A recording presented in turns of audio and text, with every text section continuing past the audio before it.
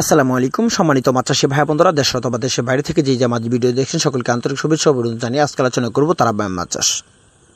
তারাবাইম মাছ চাষে ব্যাপকভাবে লাভ রয়েছে। এই মাছের পোনাগুলো কম খরচে এই মাছের পোনাগুলো বাজারজাত করা যায় 5 থেকে 6 মাসে 10টা থেকে 15টা পিস কেজি মানে বিক্রি করে যায় তারাবাইম মাছের পোনা।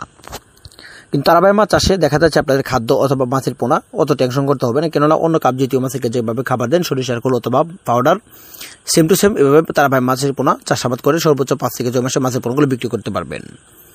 দেখা যাচ্ছে অনেক চাষিরা আমরা বুঝি না বা না বোঝার কারণে দেখা যাচ্ছে বাসন্তপুরের ফিট খাবার দিই অথবা অন্য কাপ জাতীয় মাছের পোনাকে যেভাবে খাবারটা দিই একভাবে, তো সেম টু সেম এভাবে খাবারটা দিয়ে থাকি।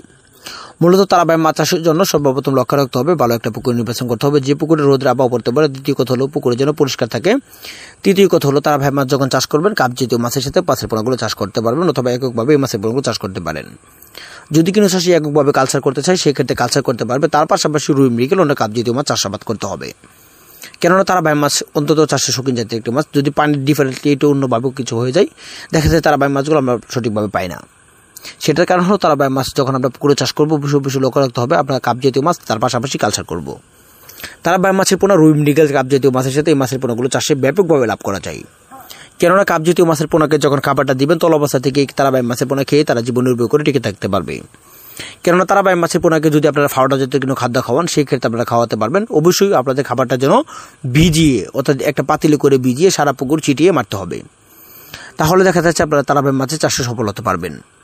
তারাবাইম মাছের পোনা যদি পুকুরে ছাড়েন সেই ক্ষেত্রে কাপ জাতীয় মাছের সাথে চাষ করেন, তারপর আপনার প্রতি শতাংশে 200 থেকে 300 পিস অথবা 400 পিস করে মাছের পোনাগুলো কালচার করতে পারেন।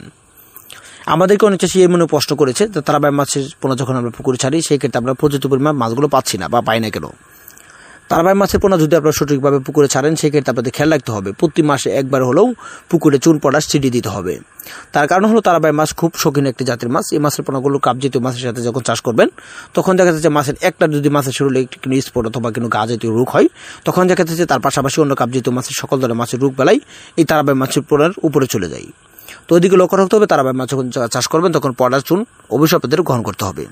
তো তারাবাইম মাছের পোনা অথবা সকল ধরনের মাছের পোনার জন্য যোগাযোগ করতে পারেন। ধন্যবাদ।